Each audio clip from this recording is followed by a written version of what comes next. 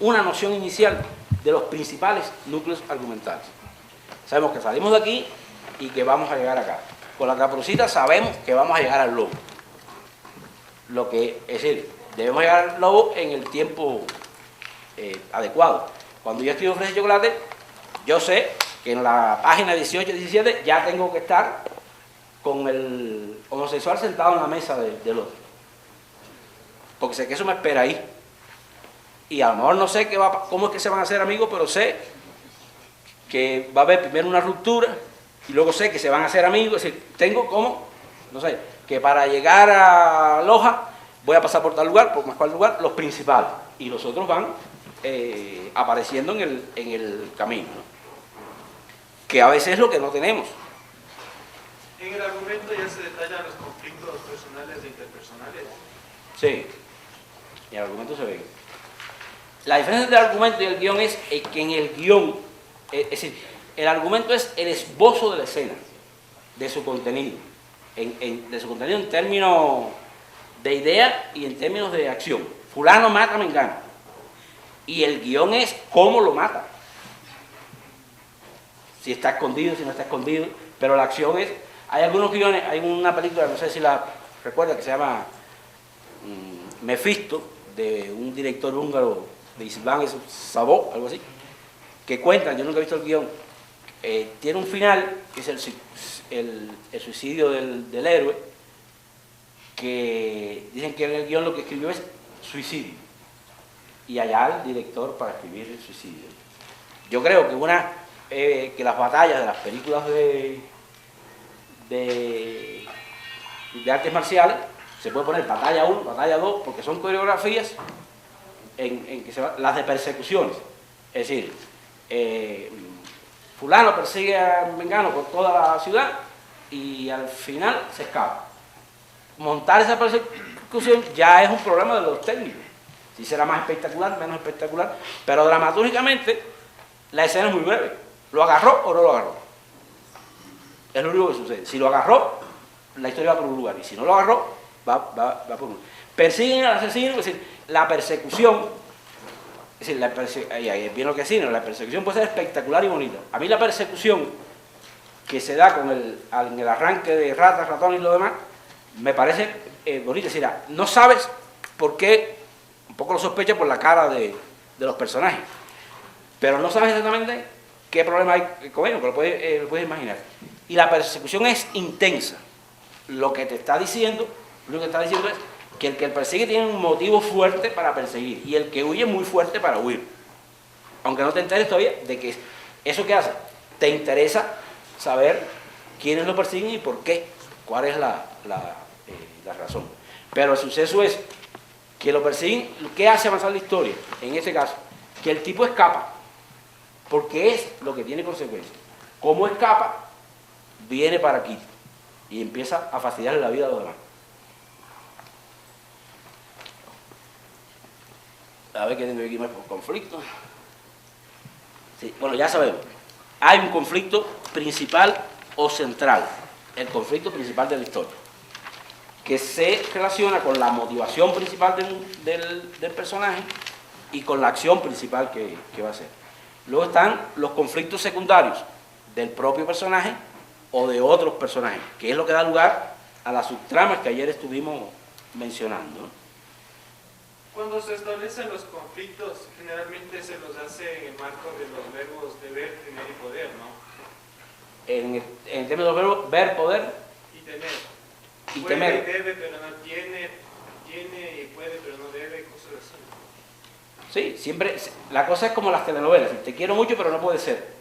Y aquí es, quiero algo pero no lo consigo.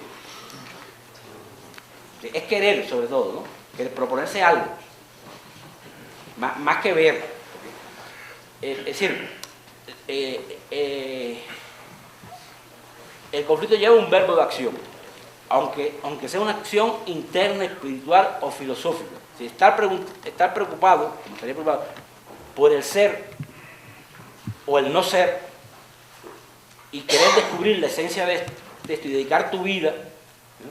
Es un conflicto filosófico, que no es lo mismo que el conflicto de persecución o el conflicto de venganza. Es decir, hay conflictos que son de acciones más explícitas, ¿no? De todos modos, siempre hay, como poníamos el ejemplo del pequeño cuento de Carlomagno, está enamorado de la princesa que tiene un anillo. El conflicto a veces no es visible. No es visible, es decir, a veces no. Ya iremos viendo en la película que lo que verdaderamente está ocurriendo no es lo que pasa. Lo que pasa está en el interior del personaje, ¿no? Porque lo mismo que las personas, cuando uno está estudiando para hacerte médico, el día que estás estudiando para la prueba no es tan grande como estoy estudiando para hacerme médico. En ese momento estás estudiando para la prueba. La inmediatez. Pero, sin embargo, tu aspiración, es decir, el verdadero conflicto puede ser salir de la miseria o superar a toda esta comunidad que son unos aparte, que no tienen ambición. Puede ser el conflicto puede ser de una persona que se siente superior a su comunidad. Lo que haya por dentro. ¿Cómo se puede plantear esto de la autorrevelación del conflicto interno? Porque cuando uno se plantea esto es lo que se llama la anagnórisis, pero generalmente se llega a que el propio personaje se dé cuenta que el problema era él. Entonces, ¿cómo plantear correctamente algo así? El conflicto termina por revelarse, si termina, el llevarlo oculto es una estrategia narrativa para hacerlo más interesante. Pero como pasa con las personas, termina por verse de la oreja. ¿Sí? Tú terminas por saber, como pasa con las personas, no creemos que las personas son como nos dicen, tenemos nuestra propia opinión que no coincide. Y ahí es lo importante de la acción. Un personaje no es lo que dice, es lo que hace. Y ahí es donde se va revelando a su pesar. A su pesar. ¿Sí? Va revelando su alma, porque es su verdadero pensamiento, sus verdaderos propósitos, lo que lo va guiando. Y la estrategia que toma puede ser engañosa. En el caso de la película de Amadeus, Salieri se aparentaba, no ante el espectador, pero ante Mozart, que lo estaba apoyando, que era su patrocinador, y le estaba clavando la espalda por detrás. Es decir, la revelación del personaje es cuando aflora las verdaderas causas de valores que lo están moviendo, ¿no? Eso en política se ve muy bien. Hay uno que se quiere enriquecer metiéndose a política y no solamente habla del pueblo y lo vamos a defender, y uno lo ve a veces transparente, en ocasiones hasta con mirarle la cara, ¿no? Ejercicio que es muy bueno para la imaginación. Es decir, no sé, cuando vamos un ómnibus, cuando estamos en la calle, fijarnos en alguien y empezar a imaginarle una historia a partir de la cara que nos va inspirando, ¿no? Para ejercitar nuestro músculo. En La Habana hacíamos ejercicios de seguir a alguien. ¿Sí? Porque hay una cosa que a uno le te puede llamar la atención, es decir, ¿a dónde va la gente? ¿De qué está ocupada ese día? Si sientes esa curiosidad, descubres toda una vida. Sí, siempre hay, como en la vida de todos nosotros, un mundo externo que es mucho más pobre que el interno. El interno está lleno de secretos. Es decir, ves un matrimonio feliz o estable y resulta que el esposo desea todos los días que su mujer se muera para pasar sus últimos años en libertad sin ella. El conflicto, digamos, o el conflicto de un hombre que quiere deshacerse de su mujer, digamos, es decir, no es conflicto si no hace algo para que eso ocurra. De ahí sale un drama o una comedia, o sale un crimen. La historia, es decir, el tema puede ser la irresolución, ¿no? Es decir, una persona que nunca llega a hacer lo que desea hacer. Eso da tema para una película completa, ¿no? Es decir, los personajes no se manifiestan, es decir, no tienen conciencia de que son personajes, ni que están movidos por estos hilos. Estos hilos son hilos de construcción del guionista. A veces el tema de la revelación, es decir, a veces más abstracto y a veces menos abstracto. En el personaje y luego a veces en la historia se hace explícito. En la historia de Thelma Louise, ella tiene escondida un trauma no cicatrizado de su violación en su vida que se le sale en ese momento. Ahí el personaje se revela. ¿Sí? Se revela que es una mujer traumatizada. Eso no lo habíamos visto hasta ese momento. Hay un hecho que saca un fantasma. La revelación es el fantasma de los personajes.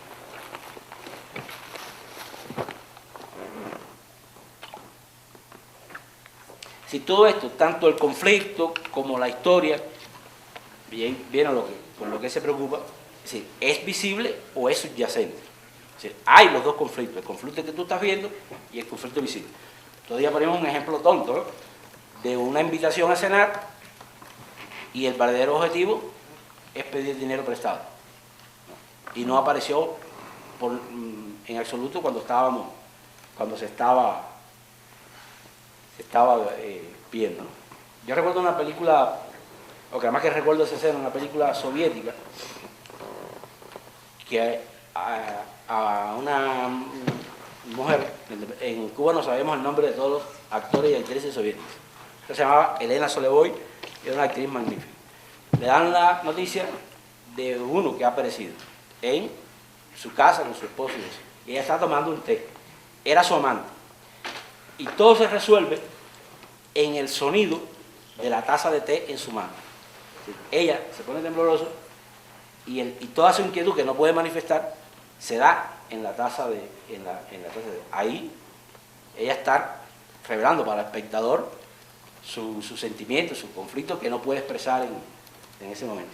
Esta película les menté el otro día que se llama Traición, que es narrada retrospectivamente, que cuenta la historia de un triángulo. Es un amigo, son dos editores que son amigos y uno de ellos está casado y el otro es la amante de la mujer. Y bastante avanzada la película, el esposo, en un viaje que hace en Italia, descubre por unas cartas que son amantes y regresa a la habitación del hotel con esa información. Y no, es decir, es inglés y es intelectual, no llega a comerse la mujer como haría un caribeño, sino que sencillamente llega y dice escribió fulano y demás. Entonces, mientras él va dando noticias, la cámara la refleja a ella. Ella, por todo lo que él habla y que no le dice, acabo de descubrir que tú y fulano son amantes, se da cuenta que ya él conoce la historia. Y no dice ni pío, ¿no? Todo es lo que ella va reflejando internamente. Bueno, esto sería lo que a mí me parece más, sí, sin ponernos a especificar, sin ir más allá en clasificaciones que tienen los conflictos, que tienen los demás. ¿Sí? Está el conflicto que es dramático cuando se puede llegar a un arreglo entre las partes, hay una solución. El conflicto que es trágico cuando no hay arreglo entre las partes y debe concluir con la victoria de uno sobre otro, como Aquiles y Héctor. O el épico, que es cuando una de las partes, esto es de la literatura más inicial, una de las partes supera en demasía a la otra, por lo que ésta, para vencer, tendrá que hacer un esfuerzo sobrehumano o casi imposible. ¿Cómo se llama el segundo conflicto? El segundo es el trágico, que es cuando la cosa acaba en la derrota total de uno de los dos, y no con un arreglo. Pero ya esto sería, digamos, especificidades muy de aprendizaje. Lo que me interesa es que veamos ahora esta decisión, es decir, cómo escribimos una historia a partir de que tenemos una idea, cómo la organizamos, ¿no? Y reiteramos el esquema de la storyline y la escritura del argumento o de la escaleta. Es decir, la escritura del argumento es una escritura ya en términos de sucesos, de escenas. La escaleta sería lo mismo, pero como por puntos, sin mucha explicación. Vamos a ver este fragmento que va a explicar mejor que yo todo lo que ellos hicieron. La historia está completa es que el trabajo de crear argumentos todavía no es trabajo teatral, todavía no es trabajo de representación. Y crear escenas es un trabajo de representación, trabajo de mover los espectadores en el escenario. ¿Sí? Usted habla de conflicto, es lo mismo que el detonante que yo he visto en otras partes que hacen en los guiones, que es con lo que le hace que el punto de giro más importante, se puede decir, de la película, para que de ahí se vaya desarrollando. El detonante que le hace girar a la película, ¿es lo mismo el conflicto que el detonante? No, no es lo mismo, pero forman parte de una unidad. Es decir, ¿Y en qué parte le pongo el detonante a la película? El detonante es lo que llamamos suceso conflictivo. Un detonante es un suceso conflictivo. El detonante principal es el primer suceso conflictivo, es decir, aquel suceso, aquel hecho que cambia todo el equilibrio, toda la cosa dinámica y levanta la historia como que a otro estadio, ¿no? Digamos, una vida tranquila se convierte en una vida amenazada. Una vida sin objetivo tiene un objetivo, es decir, generalmente hay un suceso que es el que rompe esa llanura, esa monotonía que llevamos y le da un salto, un cambio a la historia que la lleva al segundo acto. Es decir, el detonante es lo que la palabra dice, es aquel suceso que detona el conflicto. Es decir, hasta que no ocurre eso, no hay conflicto. A partir de ahí, detonantes menores, es decir, todo giro está provocado por un detonante, que es lo que nosotros buscamos, no es el suceso, sino el hecho que provoca que ocurra la escena. ¿Y en su película Tres de Chocolate cuál fue el detonante? Sí, el detonante principal es decir, lo que modifica la historia y afecta a todos los personajes es que Diego logre que David vaya a su casa.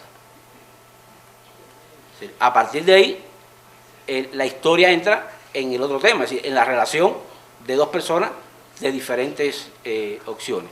No siempre el detonante es el más sobresaliente. Luego hay un segundo detonante que provoca otro giro, que es cuando el amigo le dice, no, tienes que volver y espiar al personaje. Es decir, antes hubo el detonante de que fue a la casa, es decir, en los sucesos de que fue a la casa, de que no pasó nada, de que se fue, de que se sintió mal, pero eso desarrolla la historia, la amplía, pero no la eleva. Lo que la eleva es cuando el otro le dice, tienes que volver.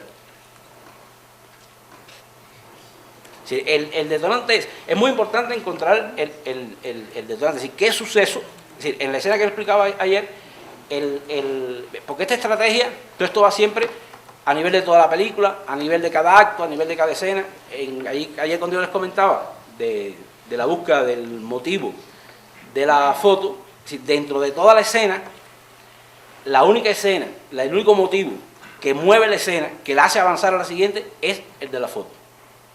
Es decir, podían estar 3 horas conversando esto, el otro provocándolo, el otro callado la boca, y no pasaría nada, ¿no? Hasta que no ocurre un movimiento escénico, porque esto es una escénica, es decir, hay un detonante que hace que la escena se acabe. El detonante a veces comienza la escena o la termina. Pero el suceso es el conjunto, no sé si me explico bien, en serio. El suceso es el núcleo de acción, un núcleo de acción que lleva a una escena, ¿no? Tenemos la primera escena de la Caperucita y la mamá. Tenemos la siguiente escena de Caperucita por el campo. Entonces, en cada escena uno puede encontrar el detonante. Pero es decir, el conflicto aparece justamente cuando aparece el detonante principal, el detonante que hace que haya un suceso dramático de mucha más fuerza que todo el que ha habido. De fuerza y con capacidad de trastornar el equilibrio en que había la película. Si no existiera ese giro que en los manuales americanos se dice que tiene que ocurrir ante la página 10, en la historia oficial ocurre. Por eso es que me interesa ver la historia oficial, porque la historia oficial, el giro dramático y el detonante está muy tarde. Tiene un primer acto muy largo. Y es interesante ver por qué. Por qué tiene... Que son decisiones que nosotros tomamos, ¿no? ¿Nuestro primer acto es breve o es más extenso?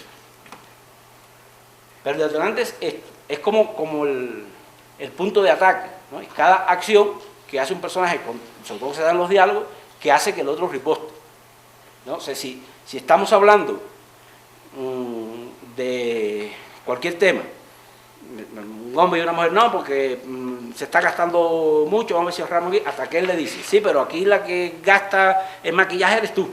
No, pero yo tengo derecho a estar bonita, porque no solamente es comer, es decir, cada vez que introduces otro hecho que le da fuego a la conversación o a lo que sea, ¿no?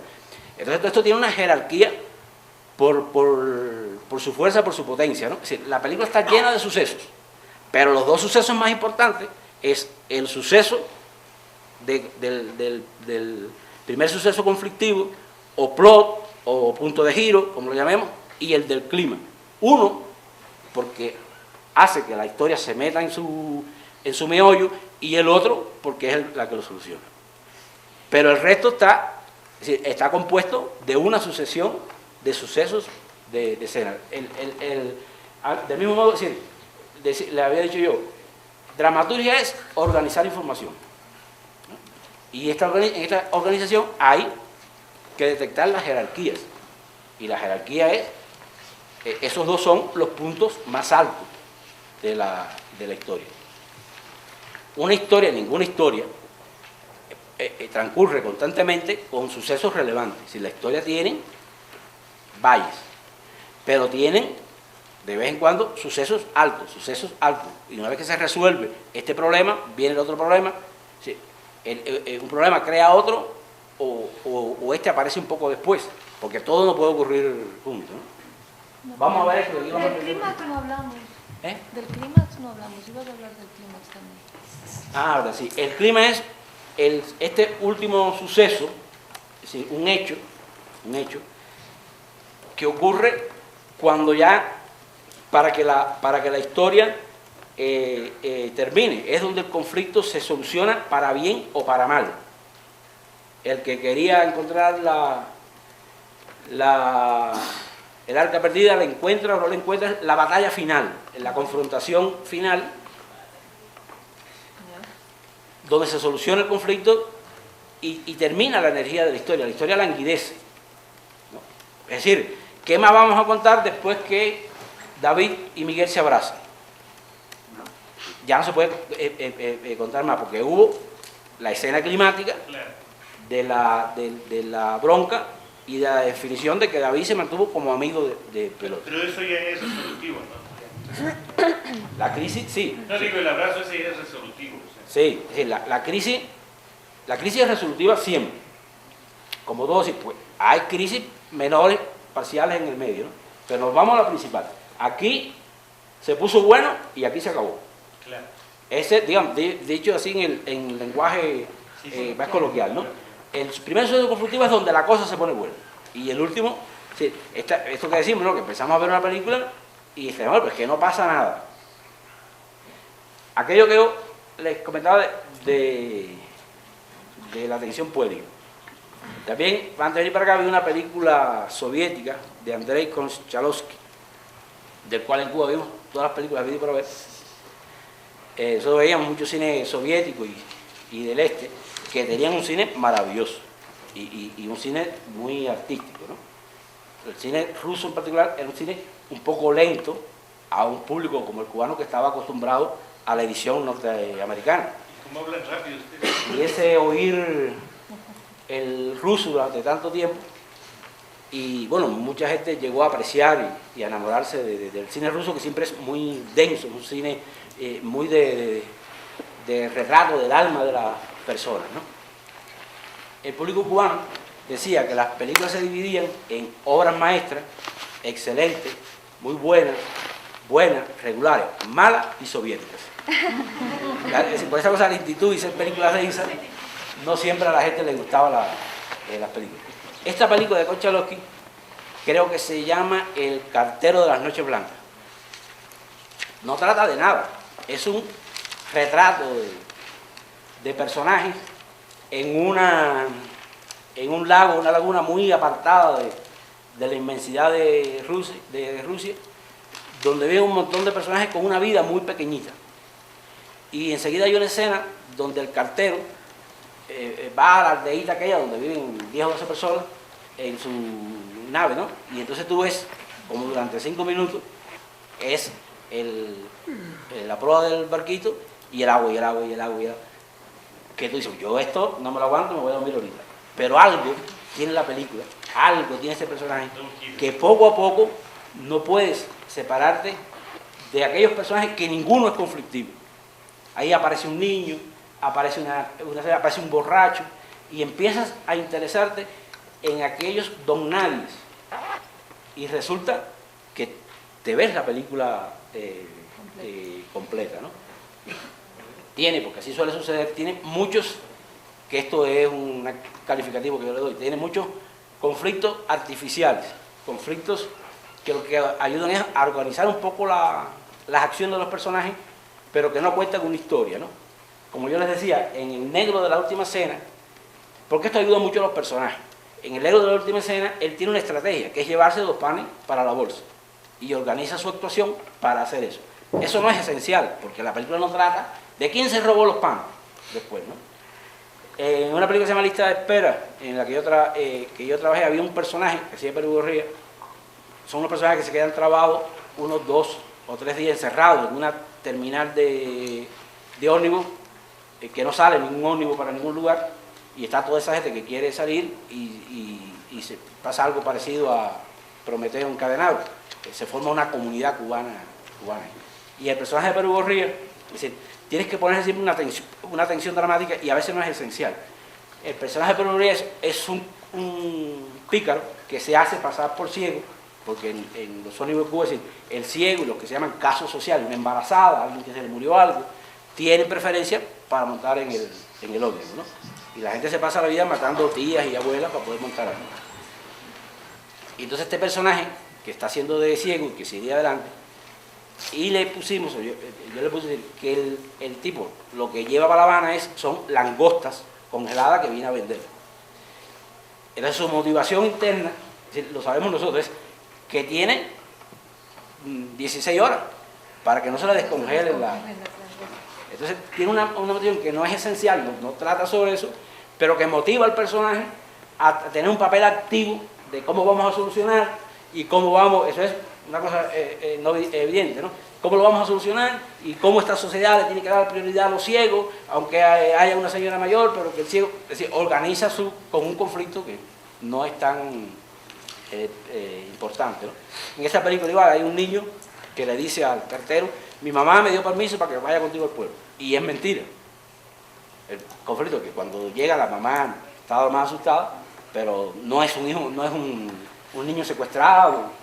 Si tiene luego pequeños motivos, pero en general lo que hace la película es descubrirte el alma de este grupo de personajes, ¿no? Si este cine actual que se está haciendo de penetración del alma de los personajes tiene ese interés, uno a veces tiene que colocarse frente a ellos con otros criterios. ¿Cómo se llamaba el personaje? La película se llama El cartero de las noches blancas. ¿Y el director? Nicolai, ¿la tienes ahí? Ya, ese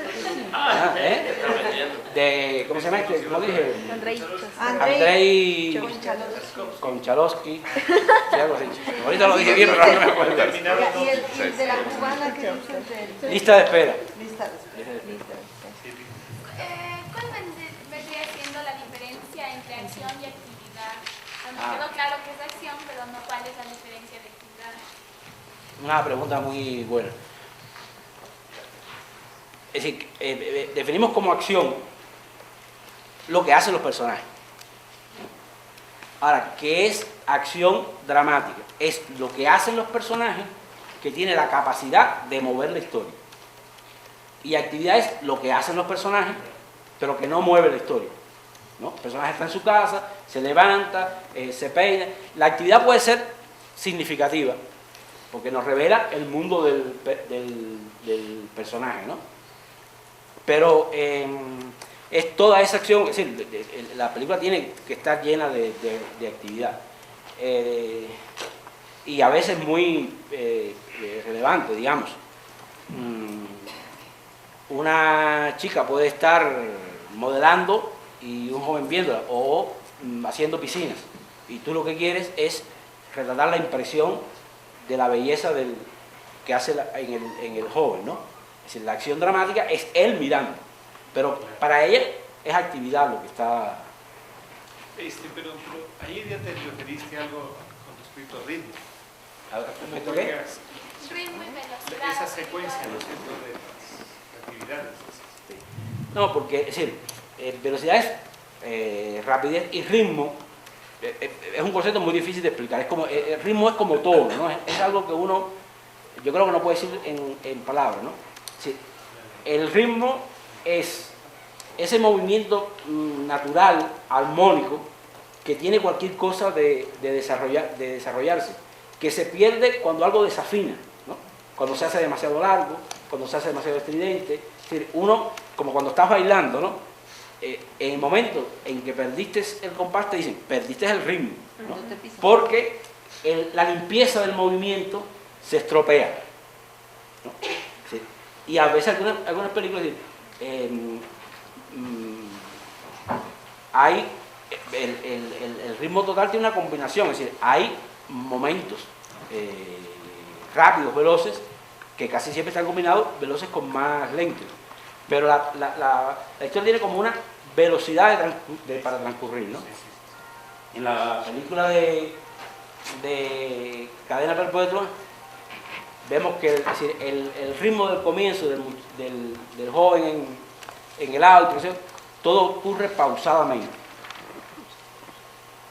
Y bueno, en otra película donde la velocidad es importante, de las comedias, hay una velocidad, y digamos, en los policíacos, pero no hay nada peor que un policíaco lento, ¿no? Hay policíacos donde lo que no importa no es la... También asocia con canon, como el ritmo con el canon, un canon. Sí, sí, bueno, no con el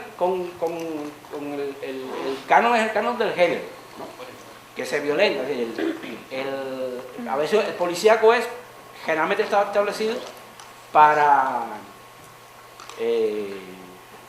crear suspense y una historia de detención, pero hay policíacos que se vuelven filosóficos, donde el policía reflexiona sobre el bien y el mal. Es decir, en el mismo Seven hay una reflexión ahí sobre la naturaleza del hombre y los pecados capitales, ¿no? Y hay muchos policíacos donde el crimen en sí no es el tema, sino la persona impartiendo justicia y decidiendo sobre la vida de los demás. Bueno, a través de un policíaco puede haber un filme de otro tipo de contenido. Bueno, vamos a ver esto sin más dilación. Yo sé que ustedes preferirían seguir viendo la película que no...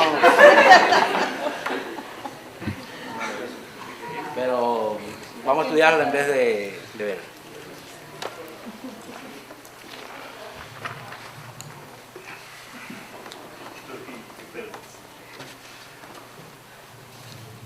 Bien, aquí tenemos hasta... Ahí sería una cosa para discutir entre especialistas, ¿no? Si el primer acto es cuando ella se viste de mujer y la vemos en la calle, o si el primer acto sería cuando le dan el papel. Yo creo que cuando ella se viste de mujer, y el otro es el comienzo ya del segundo acto, ¿no? Entonces, ¿qué vemos aquí? Es decir, ¿para qué nos sirve el primer acto? El acto nos plantea la historia y nos plantea un personaje. ¿Y cuánto sabemos del personaje antes de que tome su decisión. Sabemos que es un actor de talento, que es un actor problemático, que no logra encontrar trabajo, que es un buen amigo, que quiere montar la obra de su amigo, que está escribiendo su amigo, y que no tiene trabajo y que está desesperado encontrando el trabajo. Es decir, todas las escenas son de caracterización y de darnos cómo es su vida, cuál es su situación dramática general. Es decir, no encuentra trabajo y está desesperadamente encontrando trabajo. Tiene un carácter y una forma que no contribuye a que le den el trabajo. Y su necesidad esencial, su problema, aquí más que conflicto, es quiero conseguir un trabajo. Es decir, él necesita actuar, quiere conseguir un trabajo.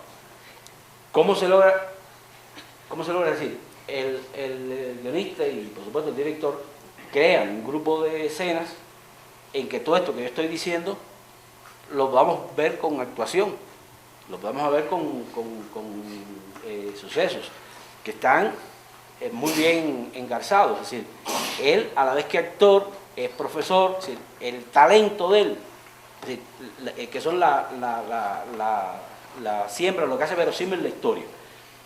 Y punto muy importante de la historia, el talento de él queda establecido. ¿Sí? Sabemos que es un actor talentoso. En la escena con la amiga, incluso hay un momento en que la amiga le dice, tú lo haces mejor que yo. ¿Sí? Lo vimos interpretando, todo esto es muy sutil y es subterráneo. No, la escena no ocurre porque se esté preparando para hacer un papel femenino, pero a nosotros sí nos hace verosímil que él es capaz de interpretar una historia femenina. Y en general todas las escenas están caminadas a darnos esa información. En vez, es decir, cómo llega la oportunidad, aparece, y aquí es es decir, después que la historia lo estamos viendo a él haciendo pruebas, lo vemos en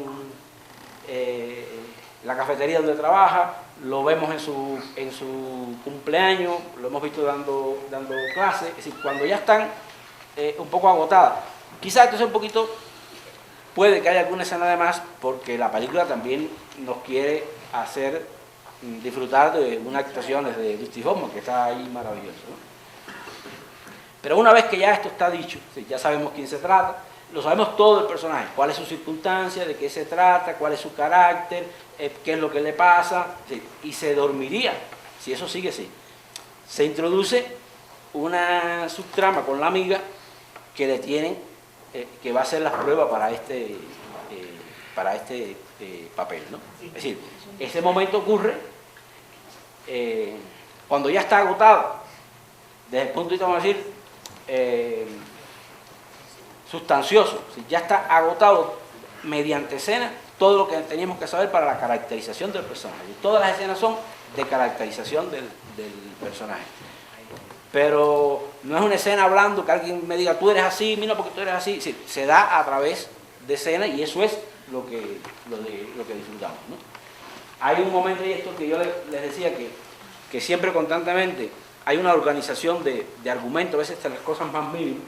Cuando está haciendo una prueba, le dice el señor en off, lo queremos más alto, eso no lo detuvo, lo queremos más bajo, no se dio por vencer, más viejo, no se dio por vencer, más joven, no se dio por vencer, diferente, entonces ya el otro es brusco, que no quiere ser, queremos a otra persona.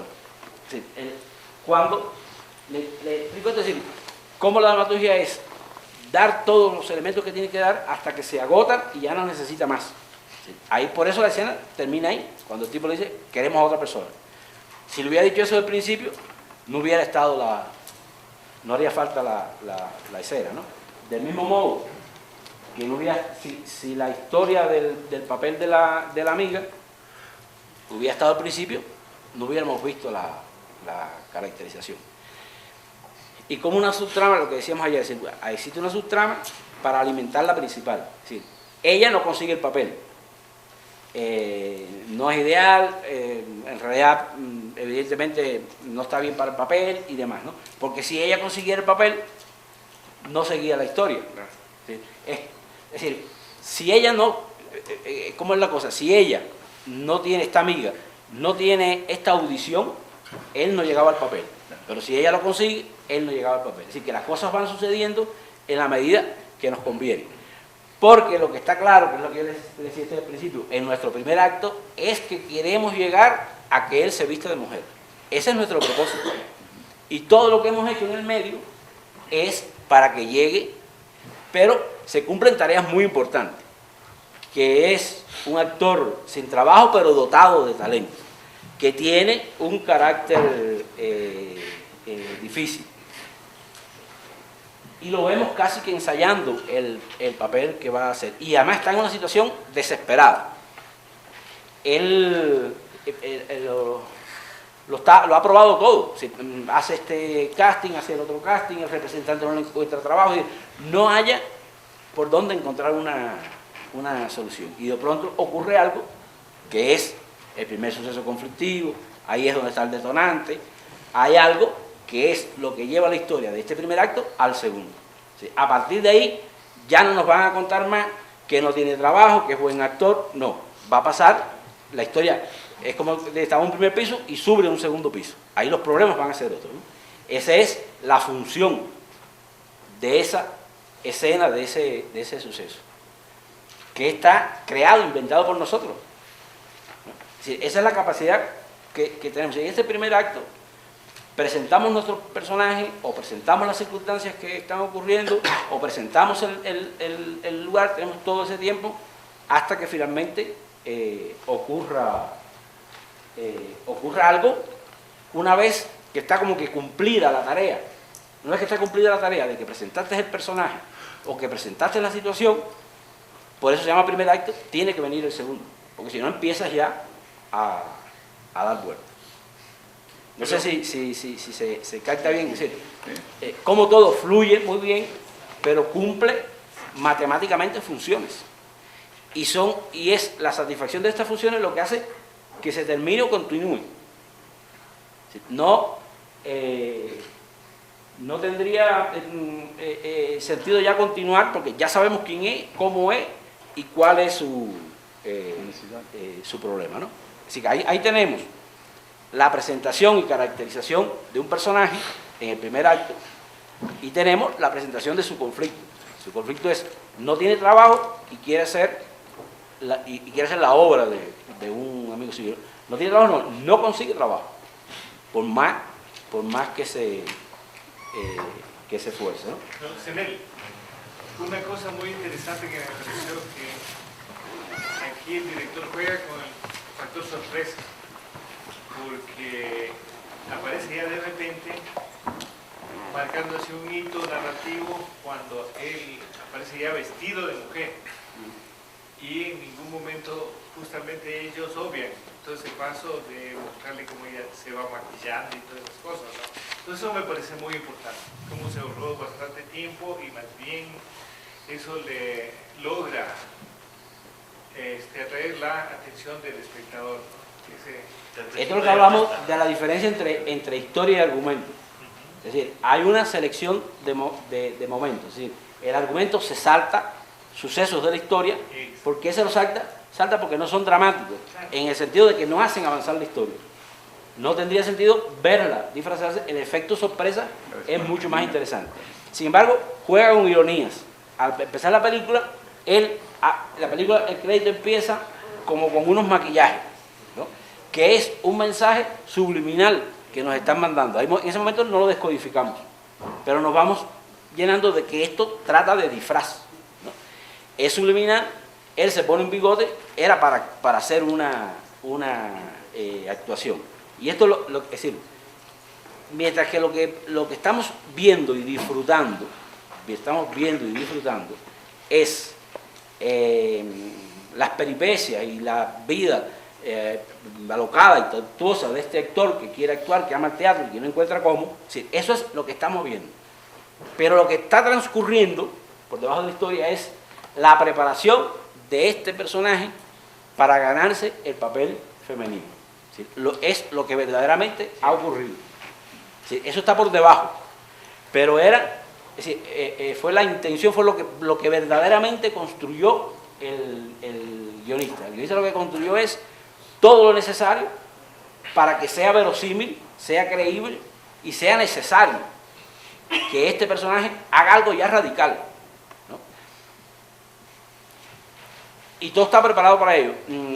Es decir, y todo encaja. Es decir, un personaje, es decir, si no tuviera talento como actor, no lo lograba. Si no tuviera ese carácter explosivo y que no se conforma con nadie, no lo lograba. Es decir, la caracterización de un personaje, su naturaleza, todo encaja en lo que va a ocurrir. Por eso, digamos, posiblemente este guionista en su storyline, en su sinopsis, cuando la historia está pequeña, tiene que saber por lo menos que es un actor en estas circunstancias que logrará un papel femenino y que una vez que logre un papel femenino le va a pasar esto y lo otro y lo otro. No vamos a contar la historia.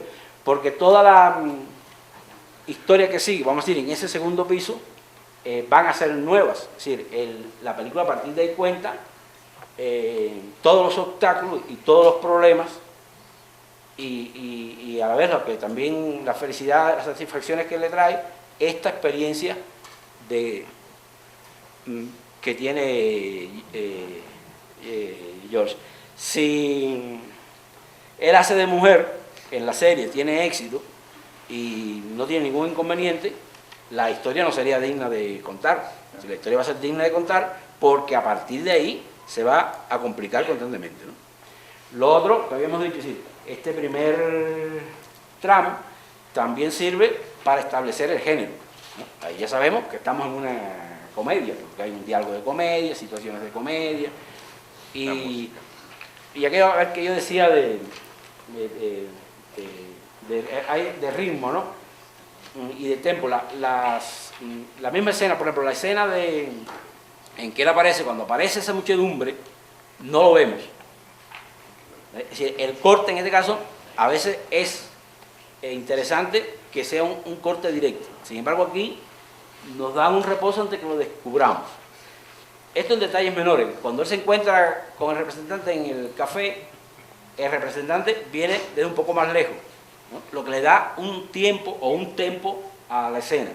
El tipo entra y se siente. Eso es, porque esto es más de puesta en escena que de guión, pero está también en el es decir, el guión no dice ritmo 3 o ritmo 2.5, pero la manera de contar la historia exige un tipo de ritmo, ¿no? Y todo este tipo de detalles lo van dando. Por un poco de preguntas. No, está muy bien. ¿Cuál vendría siendo la diferencia de caracterización y el carácter del personaje? La pregunta es muy buena ante esta película. Sí. Por ejemplo, él está caracterizado como Dorothy a partir de que se gana el papel. Y está caracterizado como una persona alocada, impulsiva, peguijosa, sin paciencia, talentosa.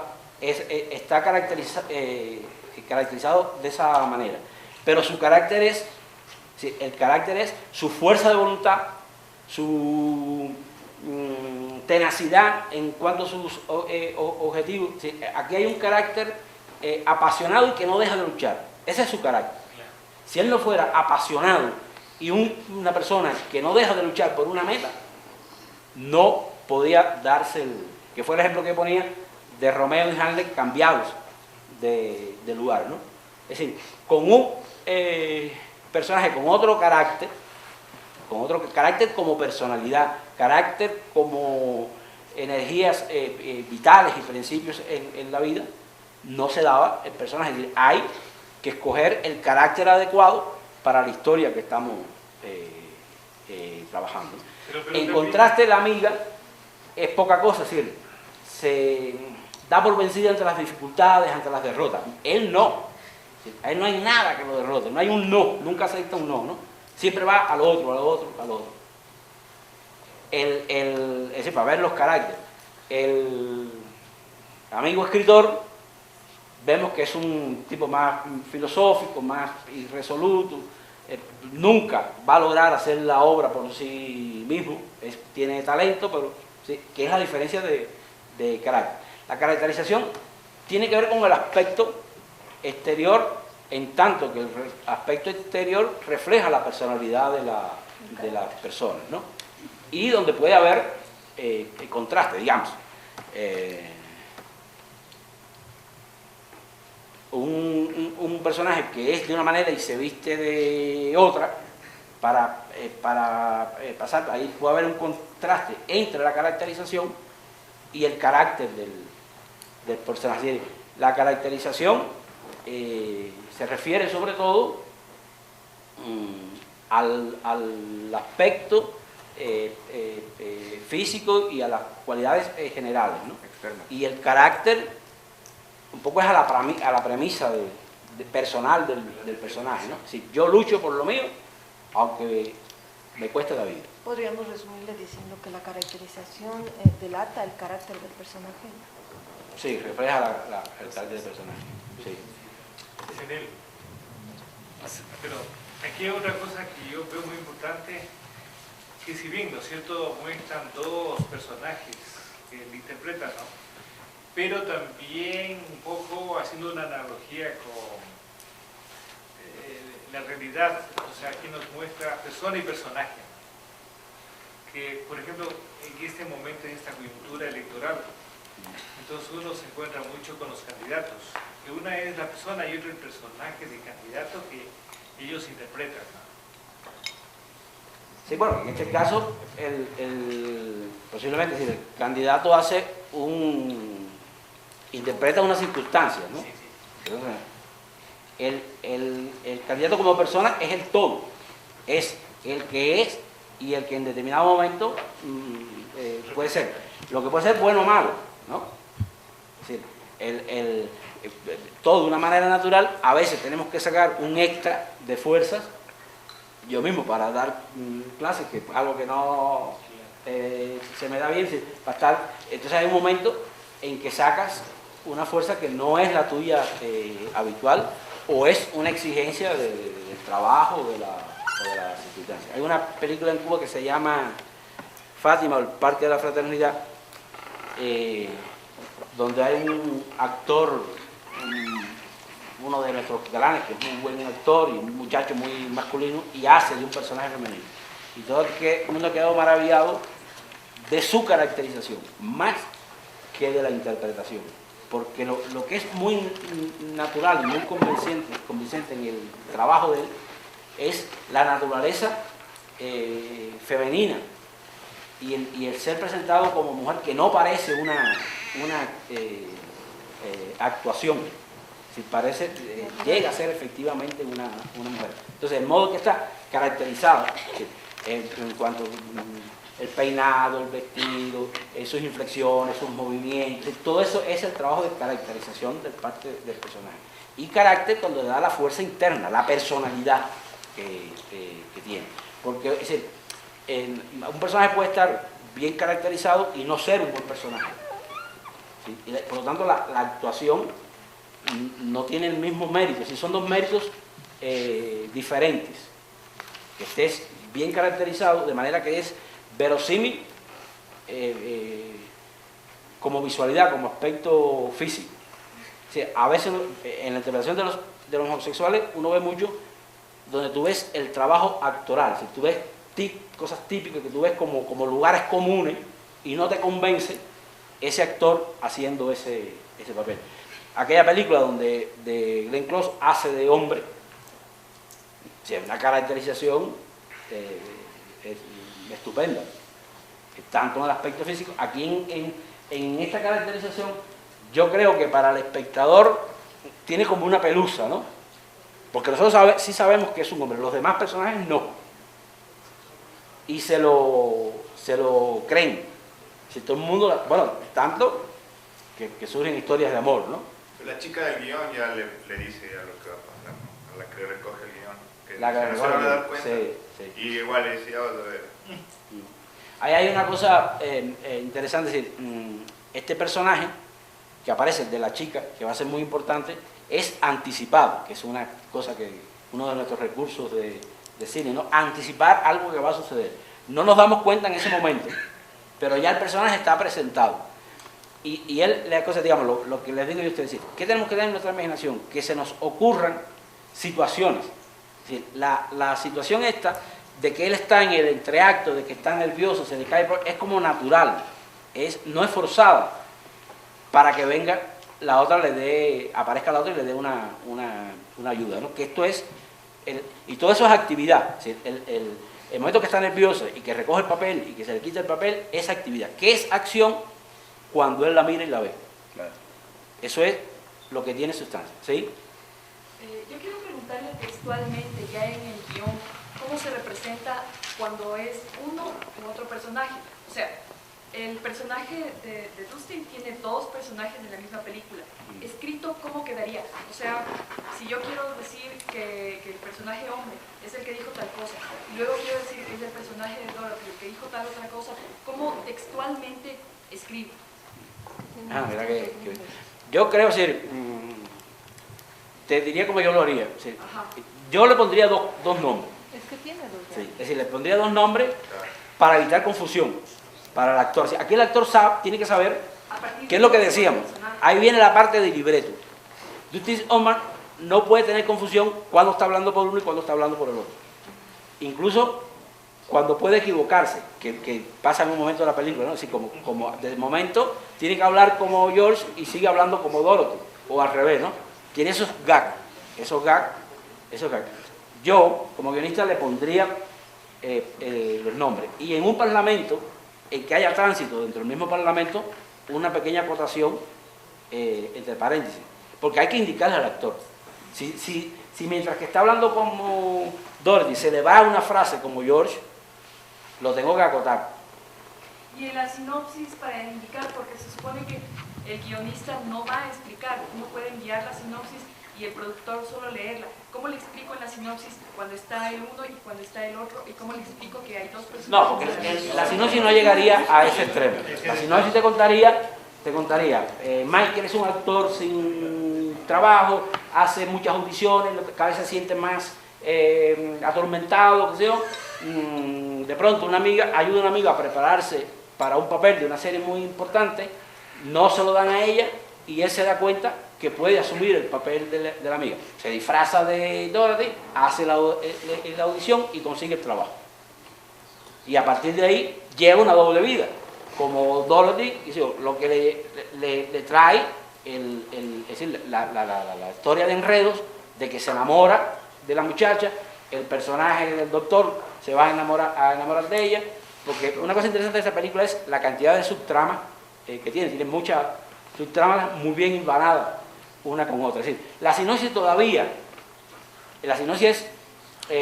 como no es escena, no llega a ese detalle. La sinopsis es un cuento,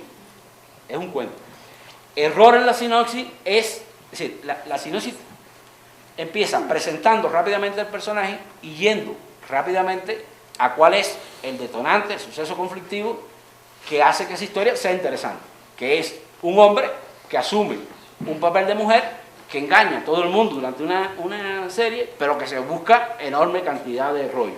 La sinopsis iría explicando todos esos rollos que se va buscando. Se enamora de la compañera de actriz, como no se puede revelar, se hace muy amigo, hay equívoco como lésbico, el doctor, el padre de ella se enamora de ella, pero todo como cuento. En este caso, uno es el actor y el otro el personaje que es Dorothy. Cada uno tiene, por ejemplo, Dorothy tiene una subtrama que debe resolver. Entonces, no sé si no he visto la película, si es que en algún punto se cruza la trama principal, que es la del actor, con la subtrama, algo así como en la película de Robbie Williams, Papá por Siempre.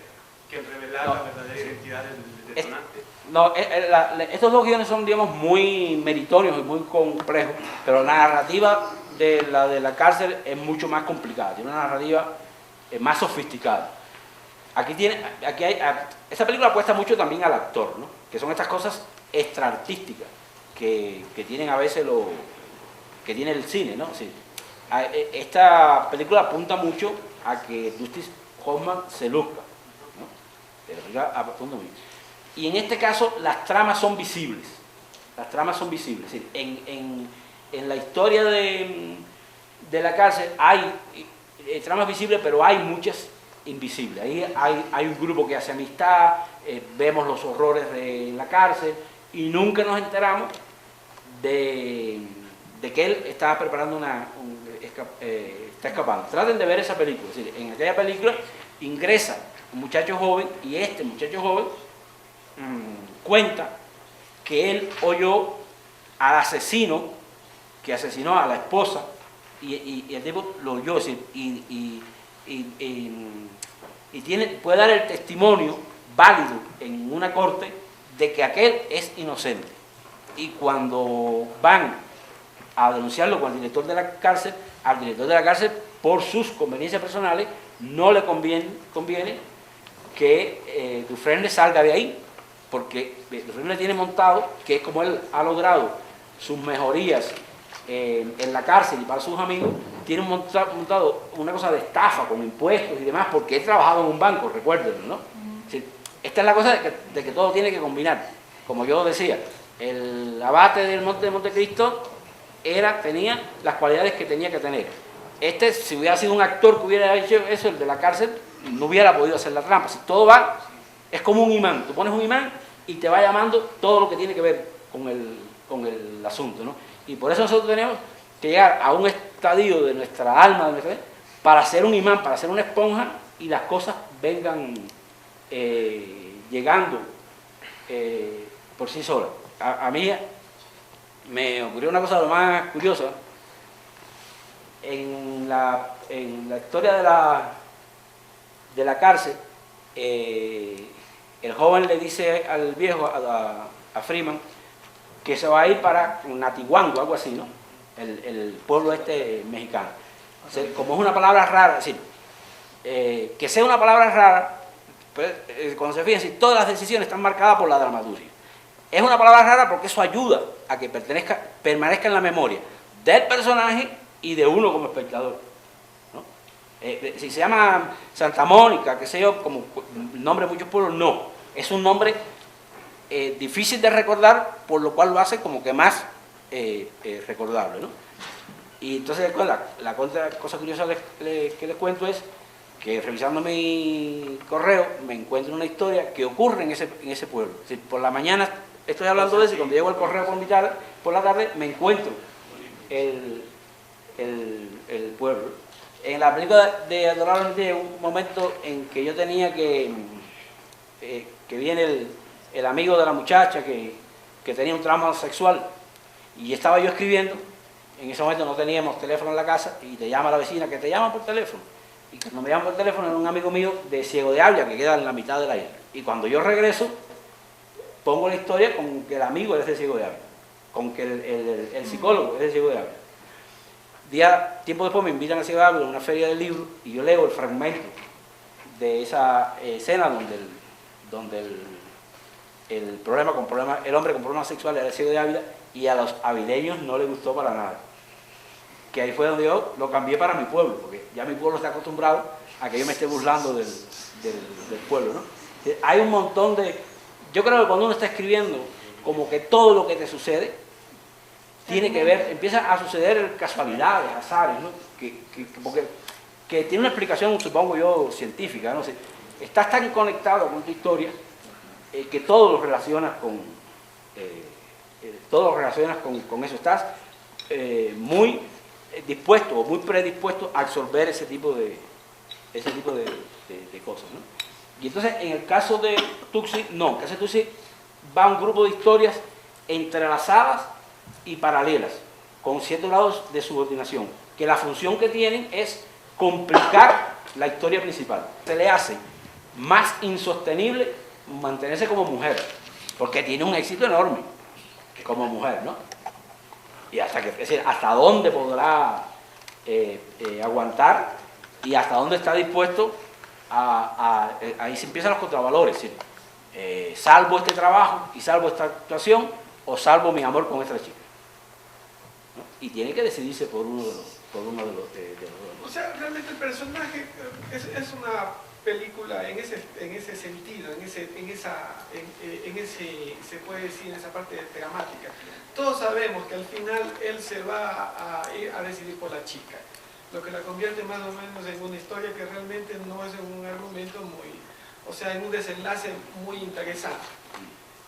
La comedia se está desarrollando, lo interesante que se puede decir que lo hace la película es la forma como él trata de engañar a las personas y trata de conseguir lo que tiene en ambas partes, me imagino. Yo la película no la vi, pero no me acuerdo exactamente cómo es. Lo que sé que es una película muy buena, en lo que da alguna novedad al público cuando se hizo la película. Me parece que es una de las primeras películas en la que un actor se viste de mujer y representa a una mujer, por lo menos las que yo he visto. Entonces, realmente parece que en sí el conflicto, se podría decir, que le interesa a las personas, es como el tipo se va desenvolviendo en la película para engañar a los demás, para realmente tratar de él, que la gente no lo descubre y al mismo tiempo tener a la chica. Me parece que eso para mí sería. Sí, la tensión principal de la película es si lo descubren o no lo descubren. Exactamente. Esa es la tensión. Digamos, podría decirse que ese es el conflicto principal. Sí. Exactamente. Es decir, tener éxito vestido de mujer y lo que pasa es que empieza a tener oponente de los efectos de estar vestido de mujer le trae. Aquí es muy importante, y esto lo establece el primer acto, que estamos en una comedia. Si en una comedia da determinadas reglas, el nivel de realismo que tiene, estos personajes son realistas, pero la situación no la juzgas como en términos dramáticos, que no quiere decir que esto no se pudiera, es decir, términos dramáticos de un personaje trasvestido es la película de Glenn Close, donde estar vestido de hombre es su manera de sobrevivir, su manera de pasar, de resolver su vida, y que la descubra tiene para ella unas consecuencias fatales, trágicas y dramáticas. Se está jugando mucho, ¿no? Es decir, por eso es que los géneros varían mucho los tratamientos, ¿no? Esto está planteado en términos de comedia, ¿no? Y una comedia de enredo. Es una comedia de enredo donde todo lo que pasa, es decir, típico del género, sería muy interesante algún día hacer un taller de género, pues terminan desenrollando los enredos. Al final todo el enredo queda que es otra cosa interesante y que toqué yo cuando hablaba de la subtrama, es decir, en qué momento desatamos la subtrama, si aquí hay 5 subtramas, cuándo aparece esta, cuándo aparece la otra, y luego cuándo van cerrando, ¿no? Porque generalmente, no siempre, pero la última que cierra es la principal, ¿no? Hay veces que hay un poquito más y hay alguna otra que cierra como un toque a veces elegante porque cabe en la película. Pero bueno, lo que me interesaba destacar es mostrar qué es un primer acto. El primer acto es posiblemente la idea aquí haya nacido posiblemente de un hombre se viste de mujer y consigue un papel femenino en una serie televisiva. Esa sería la idea central. Si posiblemente sea de pronto la idea puede ser, le llaman al guionista y escribe un guión para Dustin Hoffman donde tenga que vestirse mujer. Y el hombre trajo esta historia, ¿no? Ya el argumento es cuando contamos bien, es decir, ¿cuál es la diferencia entre el guión y el argumento? Es decir, en el argumento tienes que tener ya todos los sucesos y como van a ocurrir, escritos, decididos, pensados. Y luego cada uno de esos haces una escena. Que como les explicaba yo, en esta tan sencilla, ¿no? El tipo que viene al restaurante empieza por aquí, o la fiesta. La fiesta empieza, se abre la puerta y empieza la fiesta. Dura bastante, es una fiesta que tiene un rincón por allá, un rincón por acá, la otra está está encerrada. Es decir, llega un momento, porque la fiesta en sí no tiene ninguna finalidad por sí misma.